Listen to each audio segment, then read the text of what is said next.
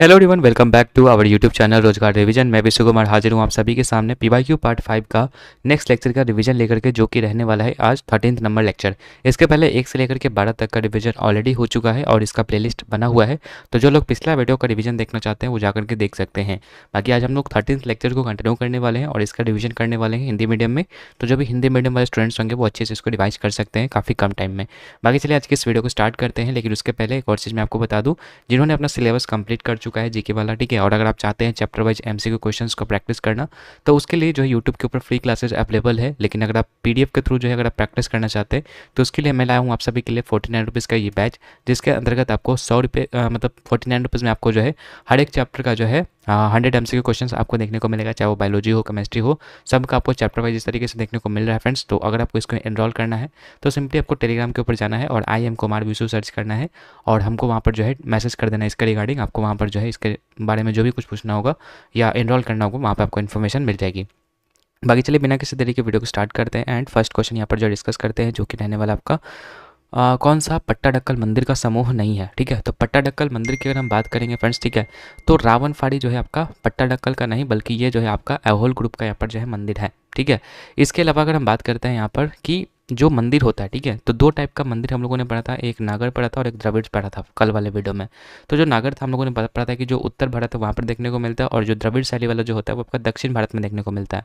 And वही अगर पूछेगा वेशर शैली की, तो वेशर शैली वाला जो है आपका मध्य भारत में देखने को मिलता है, जो कि चालुक्यों द्वारा यहाँ पर जो शुरुआत किया गया था।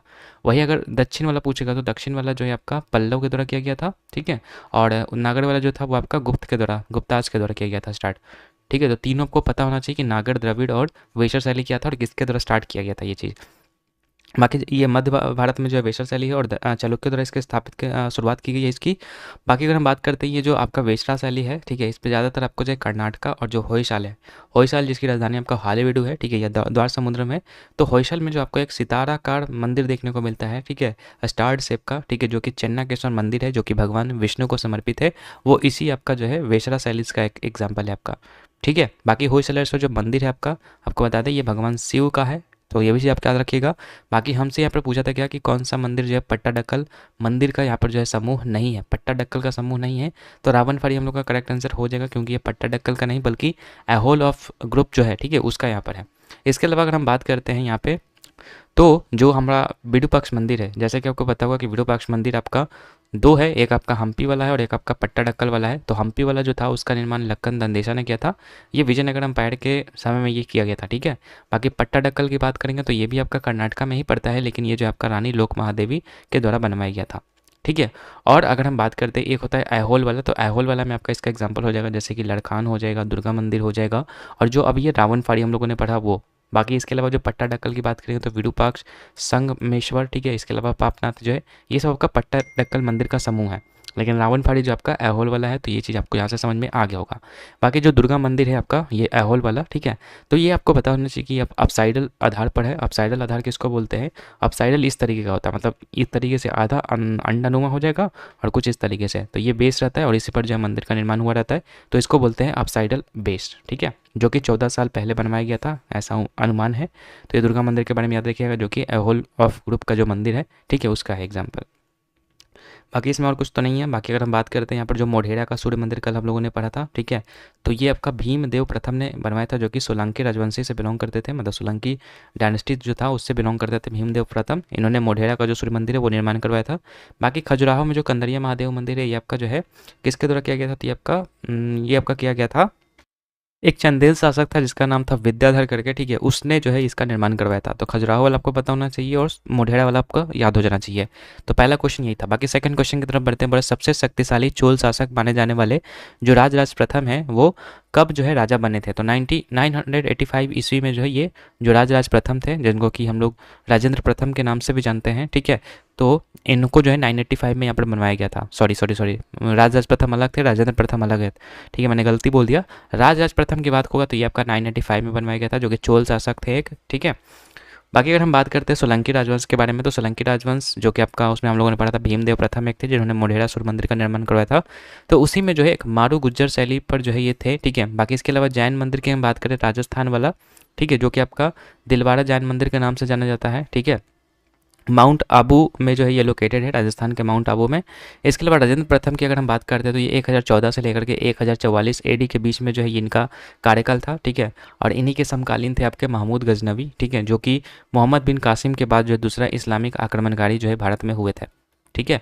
तो याद रखिएगा यहाँ पर क्या चीज़ है कि राजेंद्र प्रथम जो थे वो 1014 से 1044 एडी तक रहे थे, इनके समकालीन महमूद गजनवी थे, और जो मोहम्मद बिन कासिम के बाद सेकंड जो है वो मुस्लिम आक्रमणकारी यही थे।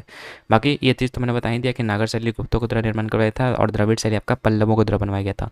बाकी ये जो पल्लवों द्वारा स्वर्ण मंदिर है, ठीक है, महाबलीपुरम, ये इसका एग्जाम्पल है आपका द्रविड़ शैली का, ठीक है, जो कि पल्लवों के द्वारा निर्माण करवाया गया था, स्वर्ण मंदिर महाबलीपुरम वाला। नेक्स्ट है राजेंद्र प्रथम नेक्स्ट है राजेंद्र प्रथम, जो कि राजराज प्रथम के ही बेटे थे, ठीक है। तो ये जो है दक्षिण भारत का नेपोलियन के नाम से जाना जाता है, क्योंकि दक्षिण भारत में जितने भी युद्ध हुए थे वो सब इन्होंने जीता था, राजेंद्र प्रथम ने, ठीक है। बाकी बृहदेश्वर मंदिर आपको कल वाले में भी डिस्कस हुआ था कि दो आपका बृहदेश्वर में मंदिर है, एक तंजौर वाला और एक आपका गंगाईकोंडा चोलापुरम में। तो जो तंजौर वाला है उसका निर्माण राजराजेश्वर मंदिर ने, राजराजेश्वर मंदिर भी कहते हैं इसको, क्योंकि इसका निर्माण जो है किसने करवाया था, तो इसका राजराज प्रथम ने करवाया था इसका निर्माण, ठीक है, इसलिए इसको राजराजेश्वर मंदिर भी कहा जाता है।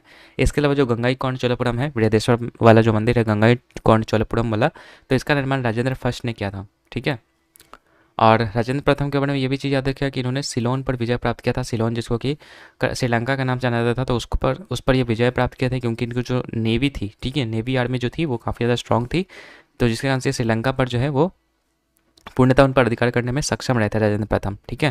बाकी इन्होंने शैलेंद्र राजवंश को भी हराया था, ठीक है, ये भी चीज़ आप याद रखिएगा। बाकी आगे बढ़ते थर्ड क्वेश्चन पर। वर्ष 1763 में ब्रिटेन और फ्रांस के बीच में हस्ताक्षरित जो है कौन सी संधि के द्वारा वांडीवास की लड़ाई के बाद भारत में फ्रांसीसी कब्जे पर बहाल किया गया, तो ये था आपका पेरिस का संधि, ठीक है, 1763, जो कि आपका थर्ड कर्नाटिक वॉर था। अभी हम यहाँ पर कर्नाटिक वॉर को देखते हैं, ठीक है, लेकिन उससे पहले याद रखिएगा कि जो फ्रांसीसी था, ठीक है, फ्रांसीसी जो था वो आपका उसके जो कॉलोनी थी वो इंडिया में चंद्रनगर, जो कि वेस्ट बंगाल में पड़ता है, और पौंडीचेरी, इन दो जगह पर जो आपका इनका क्या था, मतलब कॉलोनी था, ठीक है, फ्रांसीसी का कॉलोनी था। बाकी इनके बीच जो फ्रांसीसी था, ठीक है, और जो आपका ब्रिटिश था, ठीक है, उनके बीच में जो है ऑस्ट्रिया का जो उत्तराधिकार था ना, उसके लिए युद्ध छिड़ गया, ठीक है। तो एक युद्ध भी इनके मतलब एक युद्ध जो था फ्रांस और पुर्तगाल के बीच में था, जो कि हम लोगों ने कल पढ़ा था, सवाली का युद्ध हुआ था, जो कि 1612 ईस्वी में, जिसमें कि पुर्तगाली हार जाते हैं। फिर उसके बाद अगर हम बात करेंगे यहाँ पर, तो ये तो कल ही पढ़ा था हम लोगों ने, तो इसका कोई इससे लेना देना नहीं है, लेकिन फिर भी याद रखिए कि जो फ्रांस थे वो थोड़ा सा यहाँ पर जो है प्रोमिनेंट थे, ठीक है, मतलब ब्रिटिश के समक्ष जो है वो मतलब युद्ध लड़ सकते थे, ठीक है, मतलब इतना उनमें सक्षम था। तो सवाली का युद्ध हुआ था 1612 में, जिसमें कि फ्रांस जीत गए थे। फिर उसके बाद कर्नाटक का युद्ध हुआ था आपका, 3 कर्नाटक का युद्ध हुआ था फ्रांस और इंग्लैंड के बीच में, मतलब ब्रिटिश के बीच में, ठीक है, जो कि आपका 3 हुआ था, जो कि 1744 से लेकर 1763 के बीच में हुआ था, ठीक है। और जो ब्रिटेन और जो फ्रांस के बीच में जो युद्ध हुआ था ना, सप्तवर्षीय युद्ध के नाम से जाना जाता है, याद रखिएगा। और युद्ध क्यों हो रहा था, क्योंकि ऑस्ट्रिया उत्तराधिकारी का जो युद्ध था उसका हिस्सा था ये, जो भी आपका ये कर्नाटक युद्ध था, तो उत्तराधिकार के लिए जो युद्ध चल रहा था, तो उसमें उसका भी पार्ट आप कह सकते थे कि उत्तराधिकार वाला जो युद्ध था उसी का एक पार्ट था आपका ये कर्नाटक युद्ध, जो कि 3 हुआ था। तो पहला कर्नाटक युद्ध जो आपका होता है 1744 से लेकर 1748 के बीच में हुआ था। ये बाकी ये युद्ध कौन से कब खत्म हुआ, तो एक संधि हुआ था इसमें, एक्स ला चापेल की संधि, उसके तहत जो ये आपका खत्म होता है, ठीक है। और उस समय जो आपके गवर्नर थे फ्रांसीसी गवर्नर, जो कि जोसेफ फ्रैंकोर्स डुप्लेक्स थे, ठीक है।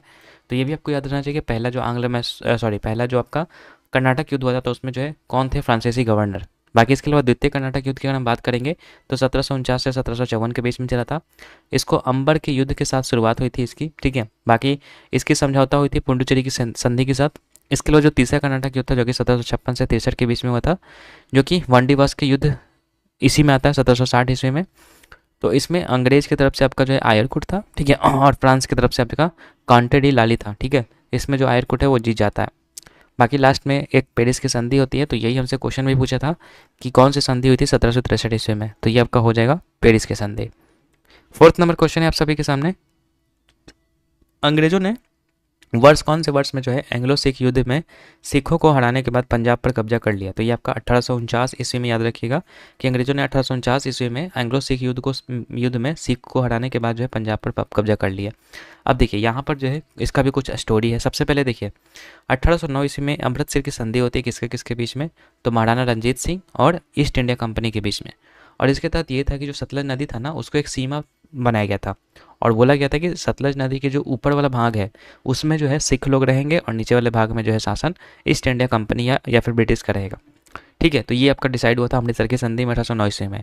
लेकिन 1839 ईस्वी में जो है रणजीत सिंह की मृत्यु हो जाती है और फिर उसके बाद जो है आते हैं यहाँ पर महाराजा दिलीप सिंह। ठीक है, महाराजा दिलीप सिंह आते हैं फिर उसके बाद, मतलब मराठा अंपायर में।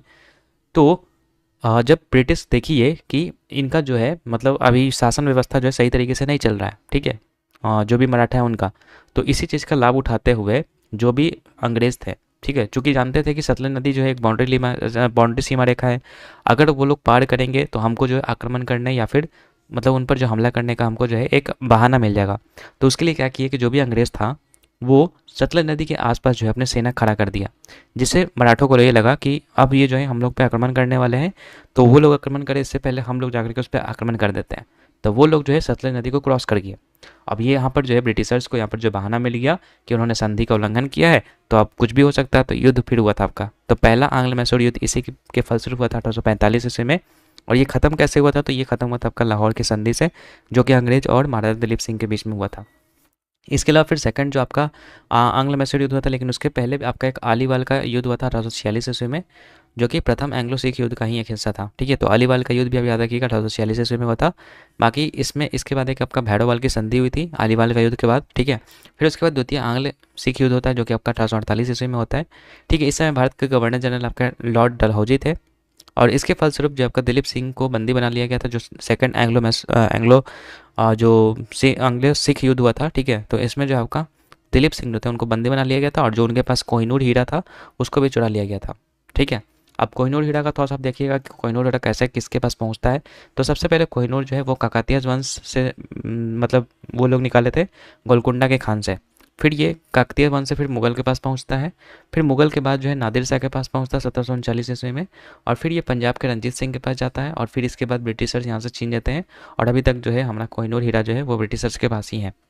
ठीक है, तो ये थोड़ा सा स्टोरी भी आप याद रखिएगा। तो हमसे क्वेश्चन पूछा था कि एंग्लो सिख युद्ध में सिखों को हटाने के बाद पंजाब पर कब्जा कब कर लिया गया था?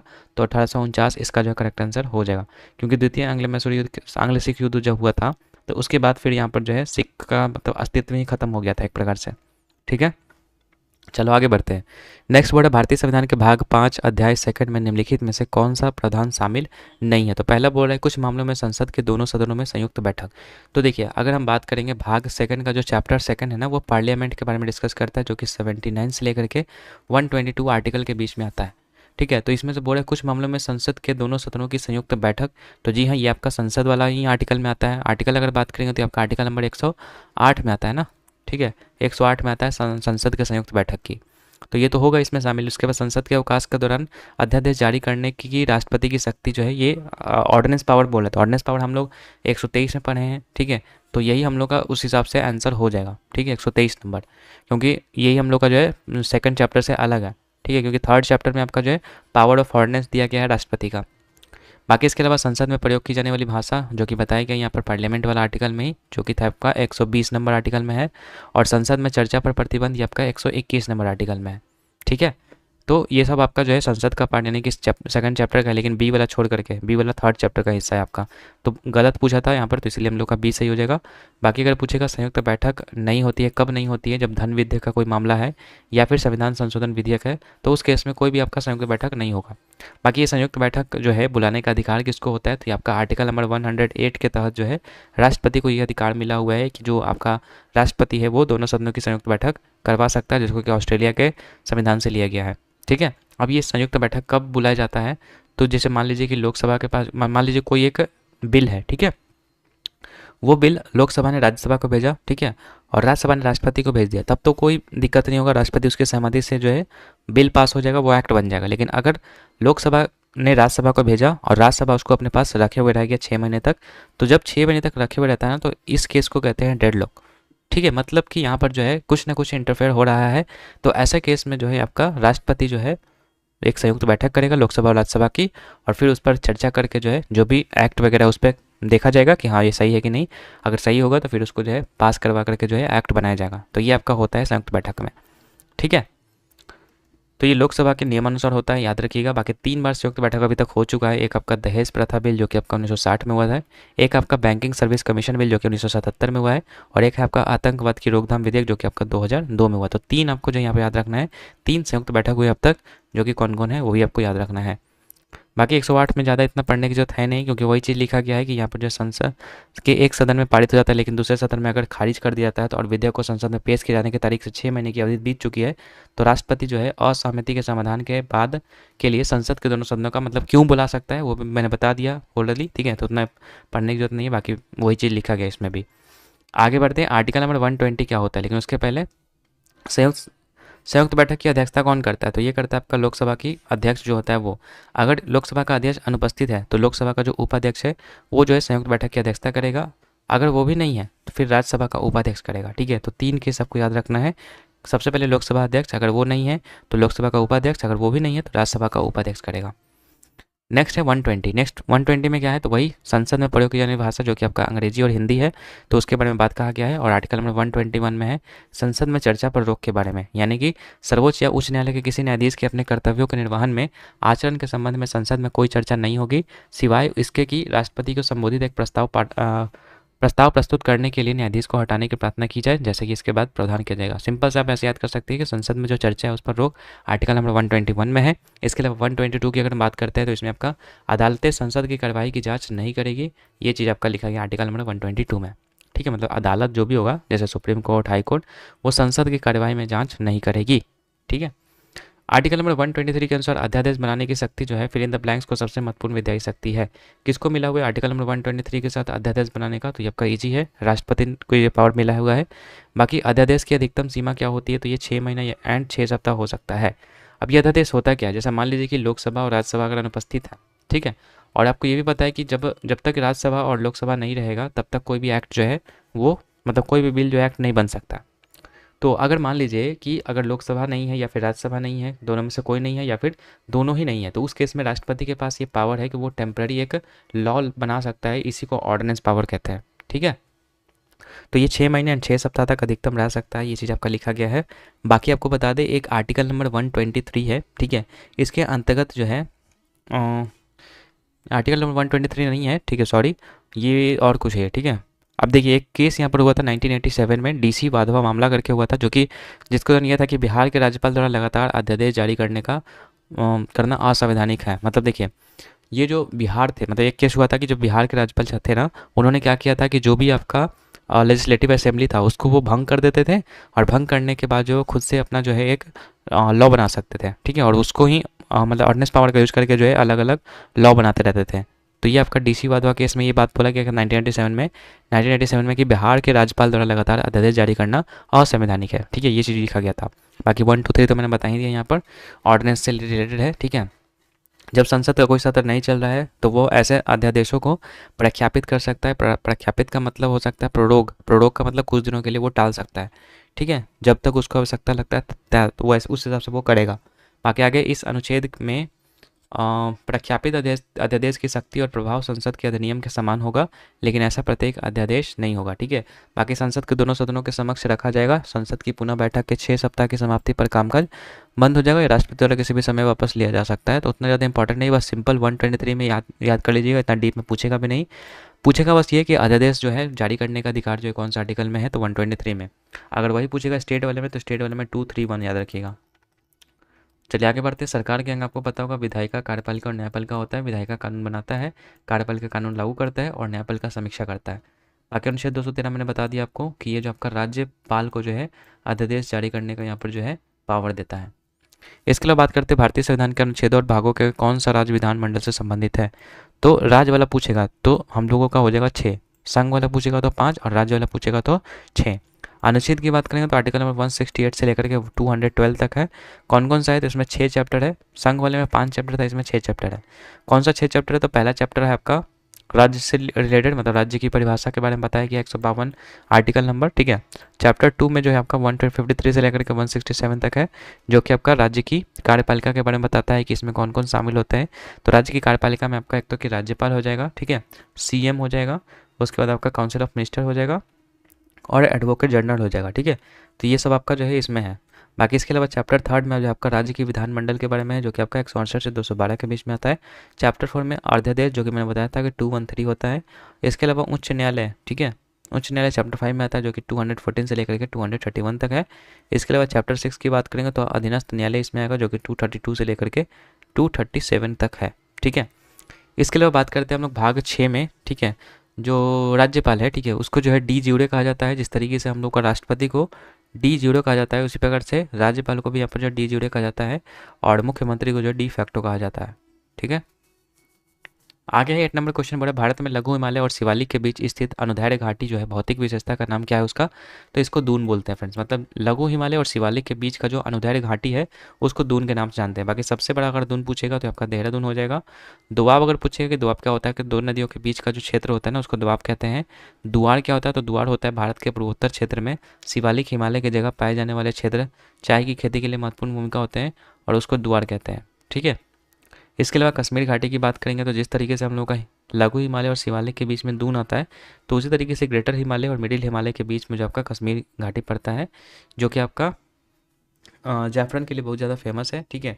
जो कि केसर का एक क्षेत्रीय प्रजाति है, तो उसके लिए फेमस है आपका कश्मीर घाटी, ठीक है। बाकी कश्मीर घाटी में जो आपका झीलीय जमाव देखने को मिलता है, जिसको कि करेवा कहते हैं, तो ये भी चीज़ आप याद रखिएगा। नेक्स्ट है, जब नदियाँ सभी दिशाओं से अपना जल किसी झील या गड्ढे में गिराती है तो बनने वाली जल निकासी प्रणाली को क्या कहता है। तो देखिए, अलग अलग ड्रेनेज पैटर्न हम लोगों ने पढ़ चुका है ऑलरेडी।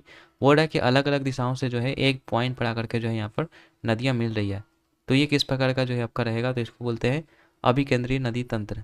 और इसका जो भी झील है, ठीक है, ये बहुत ही ज़्यादा सटीक एग्जाम्पल है झील जो है वो आपका अभिकेंद्रीय नदी तंत्र का।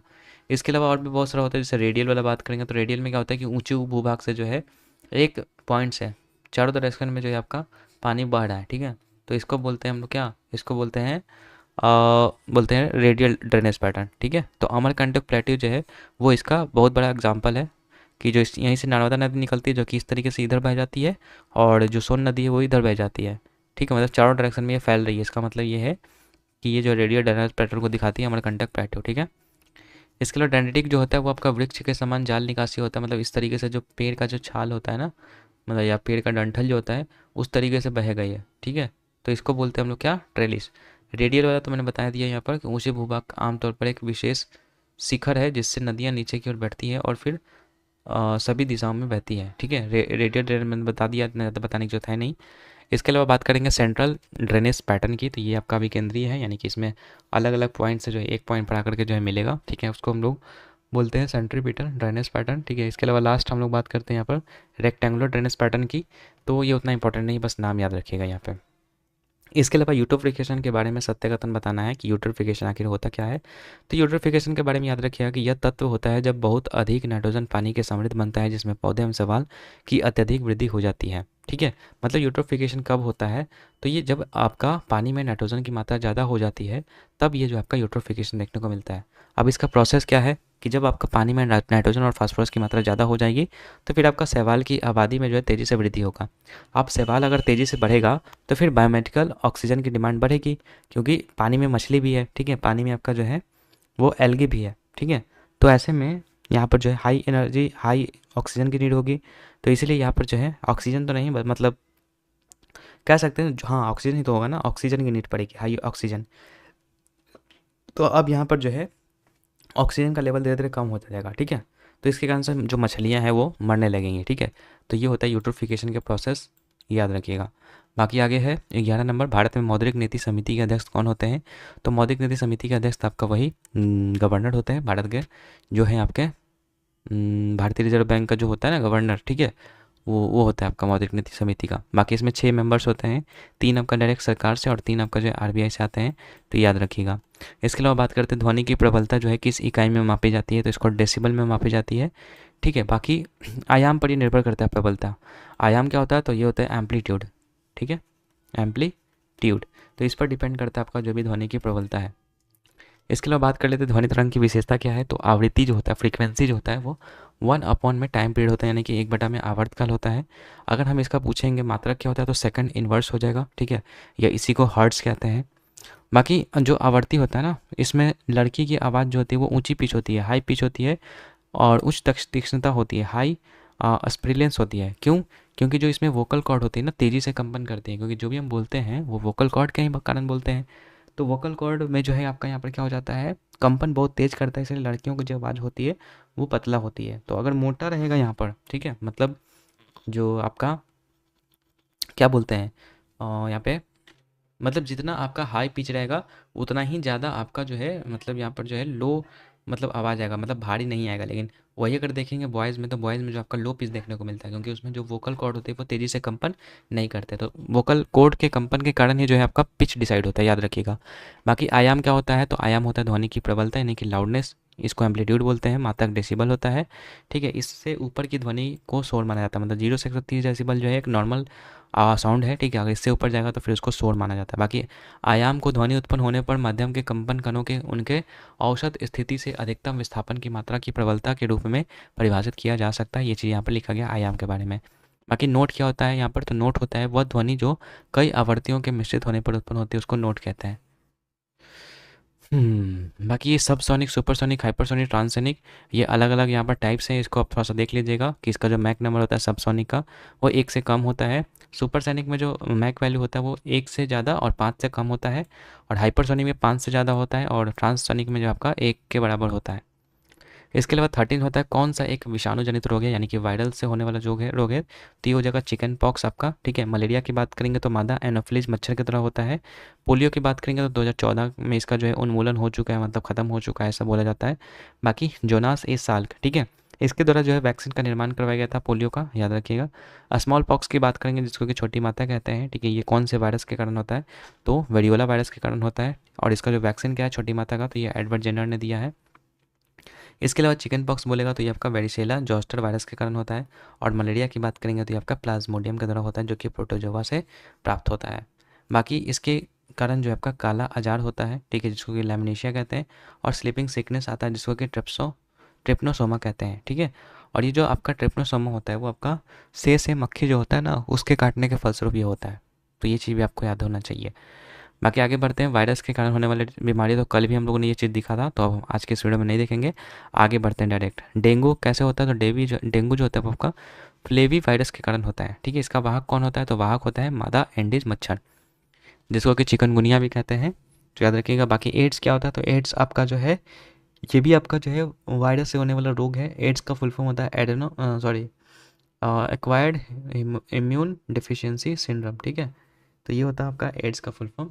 इसके अलावा एक्वायर्ड होता है, मैंने गलती बोल दिया था, एक्वायर्ड इम्यूनो डिफिशियंसी सिंड्रोम होता है, ये आपका एड्स का फुल फॉर्म है। बाकी HIV का फुल फॉर्म आपको पता होगा, ह्यूमन इम्यूनो डिफिशियंसी वायरस होता है।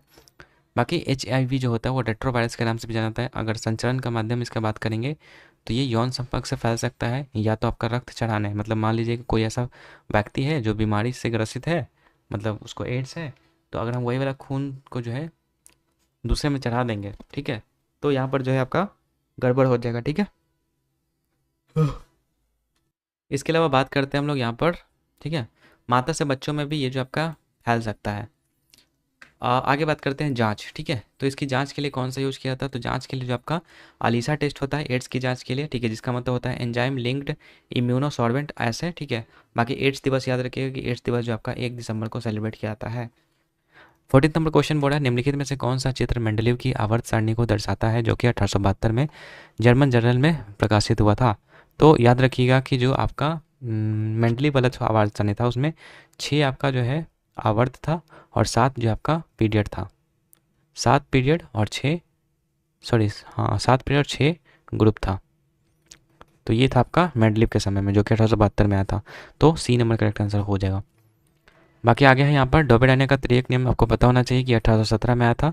ठीक है, जिसके अंतर्गत था कि जो 2 एलिमेंट है, पहले और तीसरा एलिमेंट जो होता है उसका हम एवरेज निकाल लेते हैं तो बीच वाले के परमाणु द्रव्यमान के बराबर आता है। ये चीज़ था इसमें डोबेडाइनर का जो त्रिएक नियम था उसमें। ठीक है, परमाणु द्रव्यमान को अराही क्रम में समझाने पर ये चीज़ देखा जाता है, ये भी याद रखिएगा।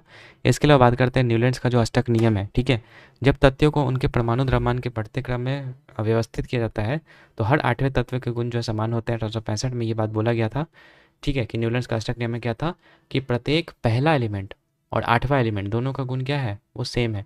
उसी प्रकार से दूसरा एलिमेंट और 7वां एलिमेंट इन दोनों का गुण सेम है। तो ये बोल रहे थे कि मतलब यही होता है कि सारे का पता नहीं सा जैसा होता है ना, फिर उसके बाद स्टार्ट हो जाता है उल्टा उल्टा में। तो सेम उसी तरीके से यहाँ पर भी है, बोला गया था न्यूलैंड्स के द्वारा 1865 ईस्वी में कि मतलब यहाँ पर जो है हर 8वें तत्व का गुण समान था, लेकिन बाद में जब गैस का आविष्कार हो गया था ना, तो ये फिर ये फेल हो गया था। फिर उसके बाद लूथरमैन ने क्या किया था, 1862 ईस्वी में अपनी पहली आवर्त सारणी प्रकाशित की जिसमें कि 28 तत्व शामिल थे। उन्होंने 1864 में एक अद्यतन संस्करण भी प्रकाशित किया जिसमें कि 50 तत्व शामिल थे। ठीक है, बाकी वही सब इसमें लिखा गया कि मेयर तत्व के गुण में आवर्त प्रवृत्तियों की पहचान करने वाले भारतीय थे, जिन्होंने इस पैटर्न को दिखाने के लिए तत्व के परमाणु द्रव्यमान को परमाणु भार के विरुद्ध प्लॉट किया था।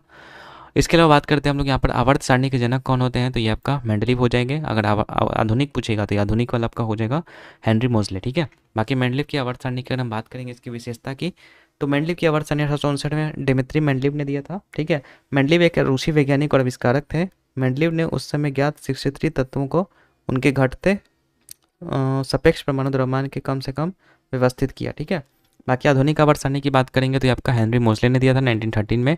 आधुनिक आवर्त सारणी में तत्वों के परमाणु संख्या के आरोही क्रम में रखने पर समान गुण वाले तत्व एक ही वर्ग में आते हैं, ये चीज़ तो सबको पता है। ठीक है, तो बाकी याद रखिएगा आधुनिक आवर्त सारणी जो 113 इसमें जो है आपका 1913 में जो है आपका यहाँ पर किया गया था। ठीक है, दिया गया था, और जो अभी हम फॉलो कर रहे हैं वही आपका आधुनिक आवर्त सारणी का ही देन है। इसके अलावा नेताजी सुभाष राष्ट्रीय खेल संस्थान फिल इन द ब्लैंक्स कहाँ पे स्थित है, तो ये पटियाला में स्थित है फ्रेंड्स।